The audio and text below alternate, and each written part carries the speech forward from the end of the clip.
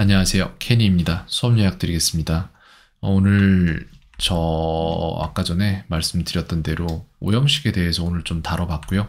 그 다음에 품사에 대해서도 많이 다뤄봤어요. 그래서 오형식에 대해서 준비를 한 거를 좀 보여주면서 얘기를 했는데 1형식 시절에는 이제 주어랑 동사만 말할 수 있기 때문에 누가 뭐를 한다라고 말을 하니까 상대가 알아듣기 힘들어요. 정확히 뭐를 한다는 건지는 알겠는데, 행동을 한다는 건 알겠는데, 그걸 누구한테 한다는 건지도 모르고, 누구에게 그러니까 먹는다라고 하면은 뭘 먹는다, 무엇을에 대한 게 해당이 없는 거예요. 그렇기 때문에 말하기 힘들었고, 이 형식 같은 경우에는 이제 조금 나아지긴 했지만, 무엇의 상태가 어떻다라는 걸 얘기할 수 있는 상황이 된 게 이 형식이고, 그 다음 3형식에서는 이제 1형식에서 발전한 형태라고 봐야겠죠. 뭐를 이라는 목적어와 명사 형태가 나오는 건데 이런 식으로 돼 있고, 4형식은 이제 약간 뭐랄까 주고받는 이제 거래라는 게 활발해지면서 생긴 그런 거라고 생각을 해요. 그래서 4형식 같은 경우에는 누구에게 준다 내지는 누구에게 뭐뭐 해준다 라는 말을 더 간편하게 하기 위해서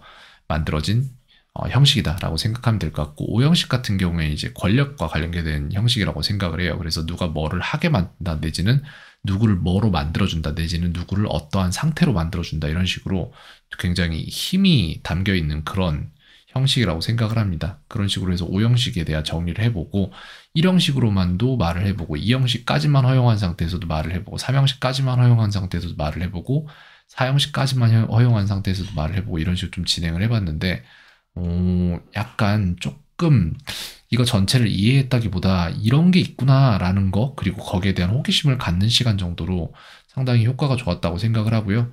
그 다음에는 이제 팔품사에 대해서 얘기를 조금 해봤어요. 그래서 팔품사, 명사, 대명사, 동사, 형용사, 부사, 전치, 접속사, 감탄사 같은 것 중에서 얼마나 알고 있는지 물었더니 모르는 게 조금씩 있죠. 아이들이. 클로이랑 에어리엘이 특히 그래요. 문법적인 부분을 되게 좀 깊숙이 들어가서 배운 아이들은 아니기 때문에 말을 편하게 하는 아이들이지.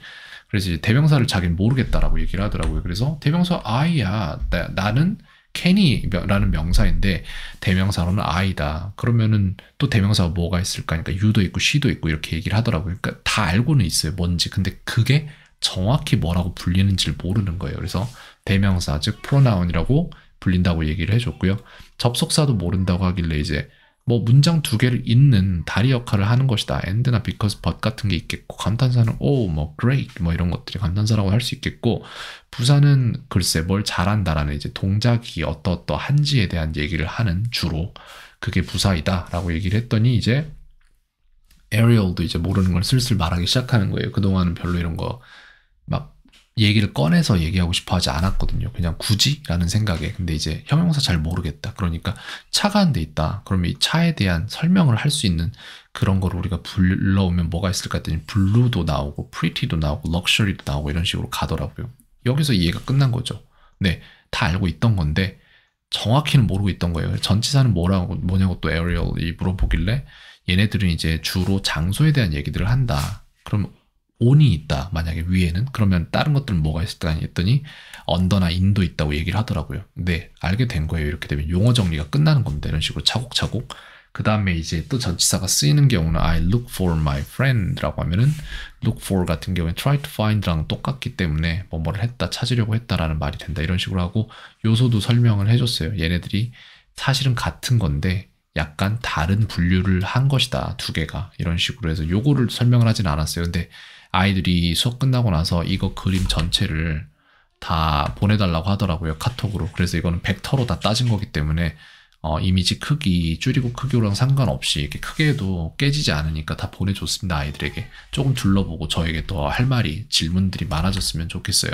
그런 식으로 발전하게 되는 겁니다. 뭔가 이게 생각보다 어려운 게 아니구나 라는 감이 오늘 좀 잡힌 것 같아요. 우리가 이미 다 알고 있는 거였네?